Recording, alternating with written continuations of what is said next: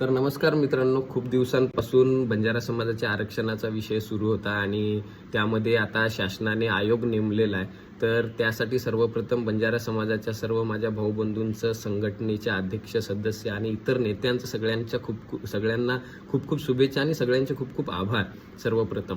पण त्यात आता काही पण निर्माण होत आहेत जे की असं म्हटलं जातं की समाजात असे विषय सुरू आहे की लेखीचा जो मुद्दा होता एक काही दिवसांआधी तो चर्चेत आला की तुम्ही उपोषणावरून कसे उठले, तुम्ही लेखी घेतलं का?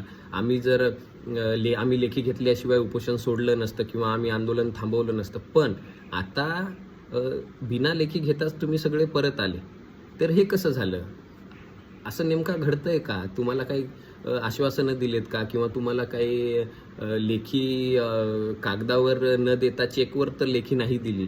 असे काही विषय समाजातल्या तळागाळातले लोक उपस्थित करत आहेत आणि हे सगळे विषय खोटे ठरावेत अशी माझी सुद्धा इच्छा आहे. कारण प्रत्येक समाजातल्या गोरगरिबाचं, म्हाताऱ्या-कुताऱ्या लोकांचं, आजी-आजोबांचं खूप मोठं संघर्ष आहे. कारण आम्ही सुद्धा मोर्चांमध्ये होतो. इतके 3-3, 4-4 किलोमीटर ते चाललेत.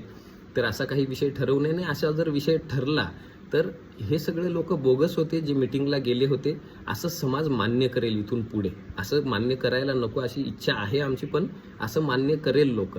कारण तिथे तुम्ही जनतेचे प्रतिनिधी म्हणून गेला होता आणि तिथे तुम्ही जनतेचे प्रतिनिधी म्हणून गेले असताना तिथे कोणाला माहिती नाही की मध्ये काय घडलं किंवा काय गोष्टी आहे. पण एक विश्वास म्हणून आणि जनतेचा तुमच्यावर असलेला विश्वास हे कायम राहो असाच.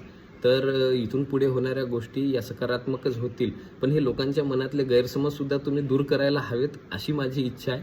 आणि हा जो आयोग आता जे नेमलेला आहे 3 महिन्यानंतर जे प्रस्ताव पुढे जाणार आहे हे लवकरात लवकर जावं यासाठीचे प्रयत्न सुद्धा तुम्ही करावेत अशीच एक सदिच्छा व्यक्त करतो आणि सर्वांना परत खूप खूप शुभेच्छा देतो. धन्यवाद.